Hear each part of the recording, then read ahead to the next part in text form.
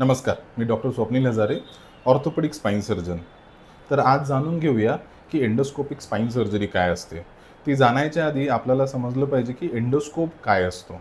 Endoscope एक ट्यूबसारखं instrument असतात, ज्याचे महत्त्वाचे 4 पार्ट असतात. पहिला पार्ट असतो इल्युमिनेशन, जो आपल्याला स्ट्रॉंग फायबर ऑप्टिक लाईटनी भेटतो, ज्याने आपल्याला न्यूरोस्ट्रक्चर चांगले दिसतात.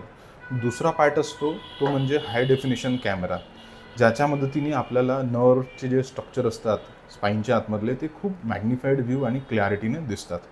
तिसरा पार्ट असतो तो म्हणजे सलाईन इरिगेशन.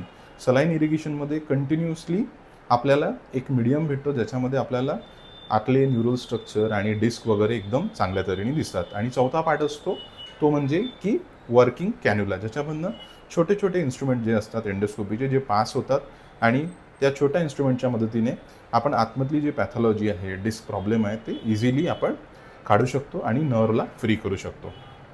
तर एंडोस्कोपिक स्पाईन सर्जरीमध्ये जिथे प्रॉब्लेम आहे आपण फक्त तिथेच जातो. सगळ्यात आधी गाईडवायर टाकली जाते, त्याच्यानंतर डायलेटर टाकले जातात आणि वर्किंग शीट नावाची ट्यूब असते, ज्याच्यामध्ये एंडोस्कोप जातो. एकदा एंडोस्कोप आतमध्ये गेला की छोट्या इन्स्ट्रुमेंटच्या मदतीने आपण जे काही स्ट्रक्चर आहे, जसं डिस्क आहे, लिगामेंटम फ्लॅवम आहे, जे नसेला दबाव देतात ते काढून टाकतो आणि नसेला फ्री करतो.